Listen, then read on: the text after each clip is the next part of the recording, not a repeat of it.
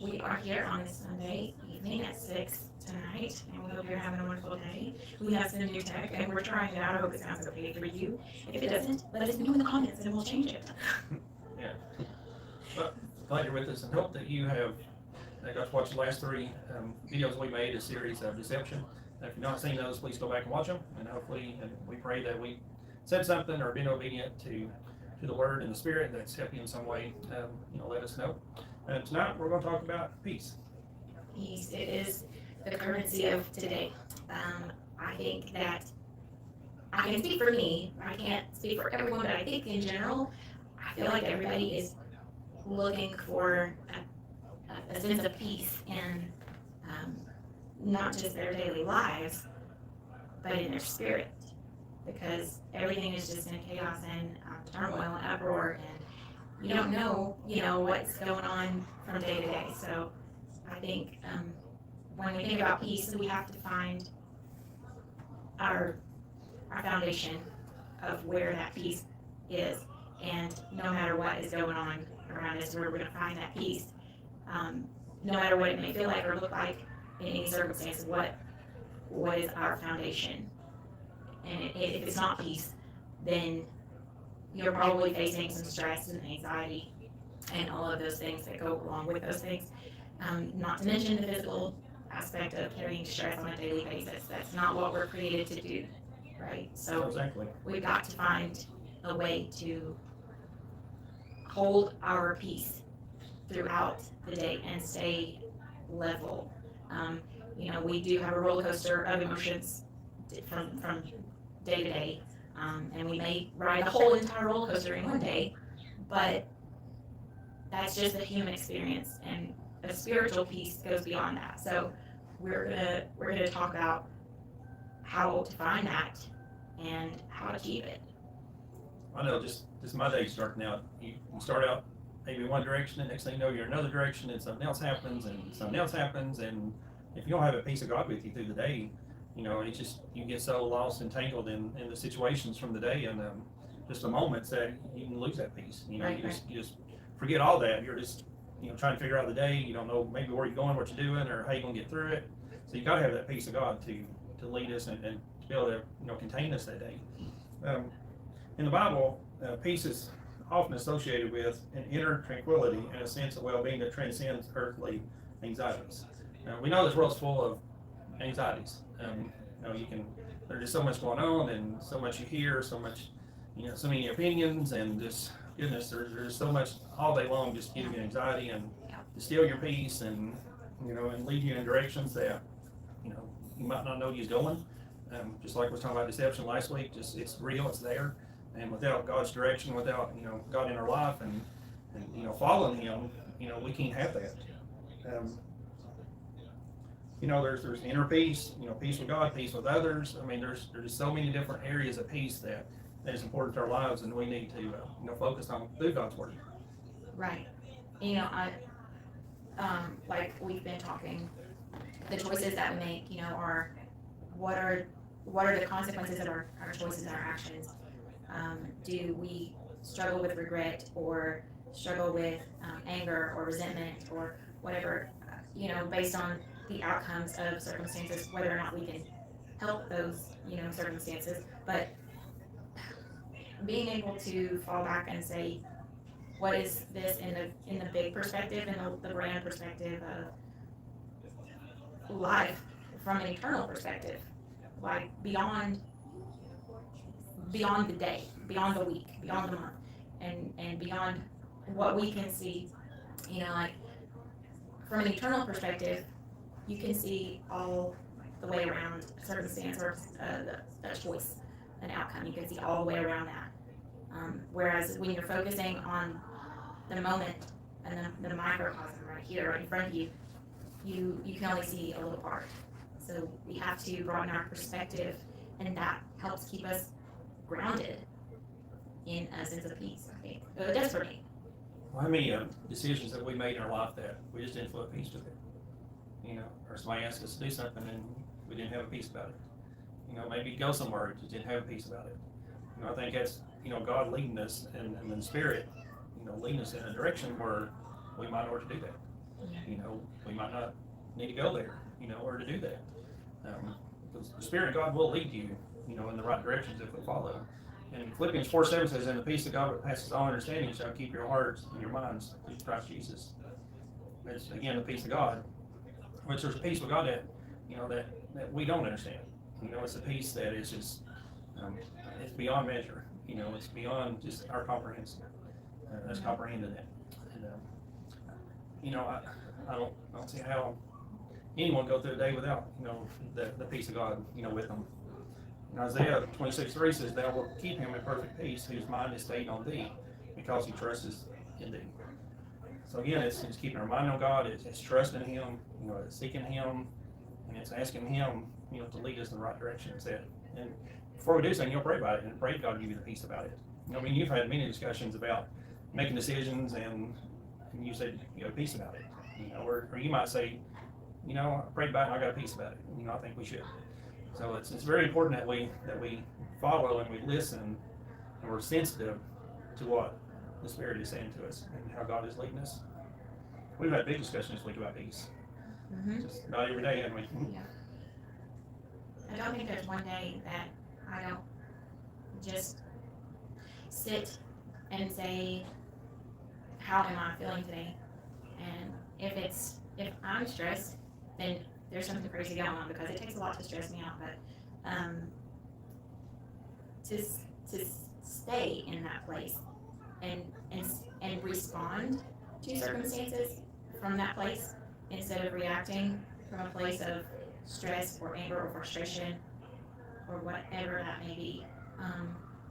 You know, you in those times where you are clear in your mind about where your peace is coming from, and that is the Prince of Peace, then you can respond in a right way, and you can forego regret or maybe the consequence of a bad, what is it I'm trying to say? A bad outcome from a bad reaction. So We talked about reaction and responding a lot this week too. Yeah. And I didn't realize the difference really between the two until you started pointing it out. Yeah. You know, you can have a reaction without really responding. You know, that reaction isn't necessarily a response, it's just a reaction maybe of anger or, you know, fear or just something like that. That's not a response. Mm-hmm. Response is when you acknowledge it, you know, when you try to answer it or seek it out or, Right. you know. And it comes out in a way that is helpful or proactive instead of reactive. That's what we want to strive for. I was going to say something else and it slipped my mind. Well, you can go ahead and say whatever you need to say there, because I can't recall what I was just about to say. Oh, darn. Well, Matthew 5:9 says, "Blessed are the peacemakers, for they shall be called the children of God." So the Bible really, you know, demonstrates and gives us a lot of word on peace. So it's something definitely that's important to God. He wants us to have peace. He gives us peace. He gives us ways to have peace. He directs us on how to have peace and to live a peaceful life and to do the things that, you know, that we need to necessarily. The right responses, not reactions. You know, just conduct ourselves the right way every day. And I remember what I was going to say. okay. Well, I was going to talk to you. Remember, so. I remember what I was going to say. I was going to say, are there people in your life that take your peace away or attempt in some ways? Do those people hinder your peace? Do they bring about more stress? Do they cause you more, you know, anxiety or what have you?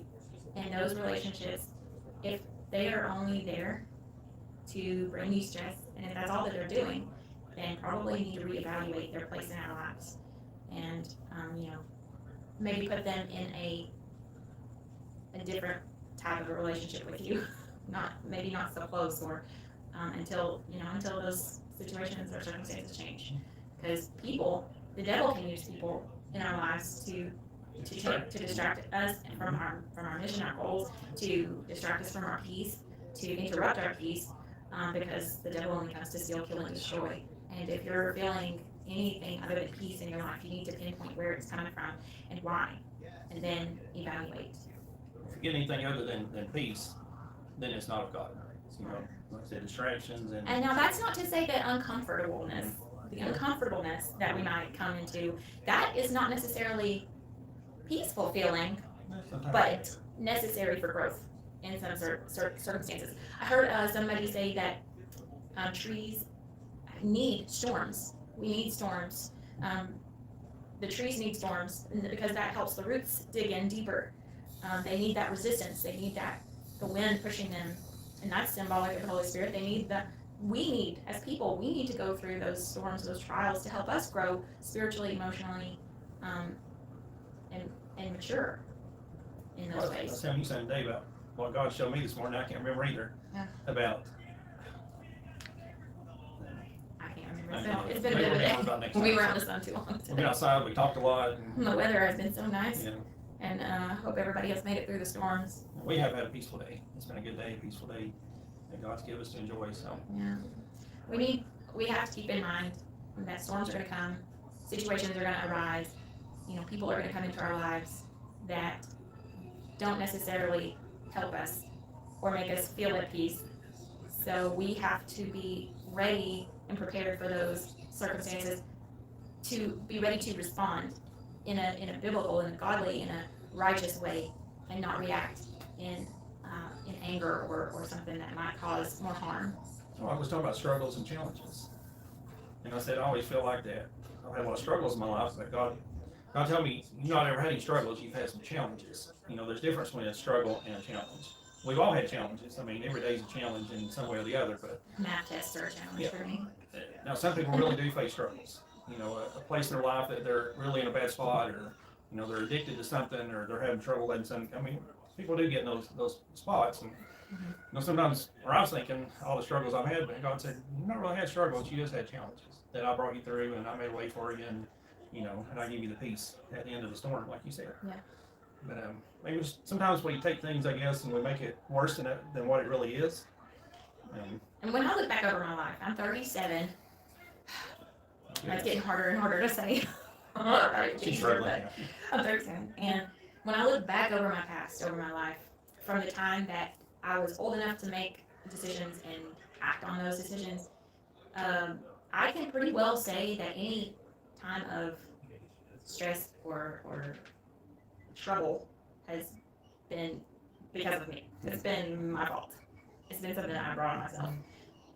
So We do. when I That's look true. at what God, I can see His hand all through my life, protecting me, guarding me, and God has given me a mighty angel to watch over me, because I'm telling you, I'm gonna have to apologize to that angel when I get to heaven. And pray for peace upon her tonight. I'm gonna have to say, oh, I'm sorry for putting you through that, to have to watch over me, but I'm thankful for that. And you know what? Prayer also brings a sense of peace. When I know that I can pray over something that I'm feeling a conflict about in my spirit, I just feel a little tug that, oh, you need to pray over that. And I pray over that. And you know what? I don't worry about it anymore, because it's in God's hands, and I trust Him. And that's what it boils down to. I have trust in this chair right now. I'm not up in arms like, I'm not worried that this chair is going to collapse, even though I've had chairs collapse with me in them before, a couple She that I has. can think of. One was a camping chair, and then one was the dining room chair. That was one of them was real recent. So. Fall out of it. Laying But off the chair. this chair, even though I've had that happen, I still trust that this chair is going to hold me up, and I trust God is going to be there and help me through whatever I'm facing, and whatever my day is going to bring, because He knows what my day is going to bring, and hopefully I'm not going to, bring any more stress upon myself. And I try so hard to live like that every day. Like, I'm going to try today not to make any decisions or do anything that's going to cause me to regret, or, I try to see every outcome before the situation comes, because Well, I face them. I'm sorry, you're talking about reaction. You can react quicker than you can think. Yeah. Like when think about what you're fixing to say or fixing to do. That's why we don't ever react. But if I pray over it, I don't have to worry about reacting. I can say, you know what, I prayed about that, so it's not something I'm worried about. It's not taking my peace. So peace is definitely something that is necessary for your physical health. Also, we were talking about the amount of people that we know that have went through so much stress and anguish, and anxiety, that it's actually taken a physical toll on their bodies and caused them to have sickness and disease and problems, heart problems, and it doesn't add anything to your life to be stressed or anything like that. So it is definitely. If something needs to be fixed, fix it. If the laundry needs to be done, just do it. And find ways to make chores easier. Find a way to make your daily tasks easier and quicker. Maybe you only spend 10 minutes looking at the news instead of an hour, because the amount of bad news that comes into you is just bombarding your system with all that information. And it's mostly bad on the You news. know, I had to do that. Yeah, and I it was starts so bad. affecting your I mentality. was so bad to come home and for 2-3 hours just sit and watch the news, and I finally like, I can't do this no more. You know, just the negative, this happened, this person did this, that one did that, this, you know, whatever happened, I'm like, I gotta get away from that. Yeah, and social media I is might just as catch bad. up a little bit, but then I'll let it go. You know, I think that's just a distraction, like we was talking about, you know, the last couple of weeks, that you get so distracted, so tied up in all the negative, you lose, you know, connection with the positive, and that peace is gone. You lose your Because you get perspective. fear, you know, you get anxiety, you get fear, you get scared, and Well, I mean, it goes back to what we were taught when we were younger. Well, at least I was. Is what goes in comes out, and sometimes it's compounded with all the other things. So when you consume an hour's worth of negativity, and in whatever way that might be, social media is getting just as bad almost, because all the drama that's shared anymore, and all the heartbreak, and all of the. I mean, I want to pray for people that are hurting, but I can't have my whole entire feed on my social media platforms based solely on hurting and crying, and you know, it just starts to affect you, and whether you realize it or not, you start to react out of those places, and it's not healthy. So we've got to keep everything in priority and perspective, and keep everything in its proper place. you're going to follow something, and you're going to get caught up in something. You just be real choosy on what it is. Yeah. You know, if it doesn't bring peace, you know, if it doesn't give you a you know, a good sense of, you know, something good, you know, coming out of it. I mean, I know there's going to be some bad we're going to hear, but don't get caught up in the bad. Don't just dwell on watching the bad or listening to the bad. You know, just pray for them, like you said. Pray for these people. Yeah. And God give them a peace. I was gonna say, I thought a question, hold on, from Brinley. What are we talking about? Oh, hi Brinley. I hope you're still with us. We were talking about peace and how to have peace. So, and all the ways that we can lose our peace. And peace, I'm certainly living more and more for peace these days. I don't think people really realize how much the world of consumerism and materialism is affecting their peace. I mean, when we're worried about whether or not a child has a Stanley Cup at school because their friends are going to make fun of them, that's not peaceful. That doesn't bring any peace. So why is that? And it's because this whole generation has seen nothing but materialistic greed and pride for the most part. And if they don't have, you know, the certain brands or the certain style, then, you know, You're looked down upon. it's crazy. It's crazy what kids are going through these days. But not just them, but grown adults, they go through it too. And That's true.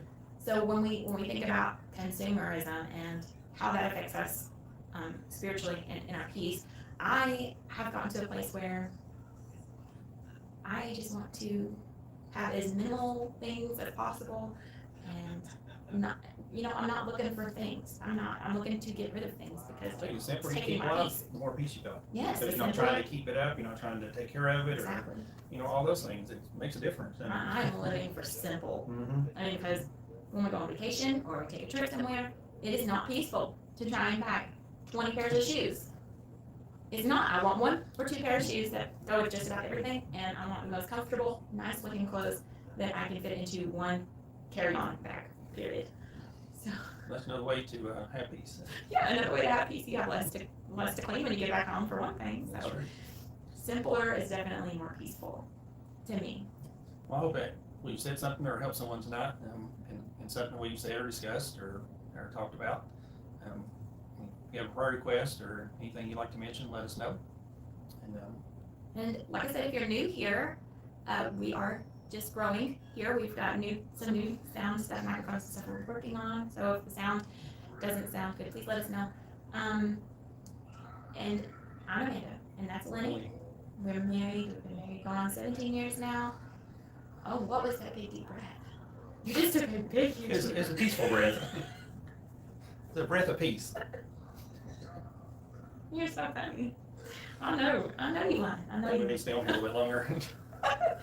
Okay, well, anyway, we will wrap it up for tonight because we've been on here for going on 26, 27 minutes. So we're trying to keep mindful of your time and ours and not neglect our children too terribly long. But we do want to appreciate. We want to say thank you, and we appreciate you for coming on, and we want to say thank you for hopping on with us. And if you would, please hit the subscribe button. You'll get notified when we go live every night, every Sunday night at 6.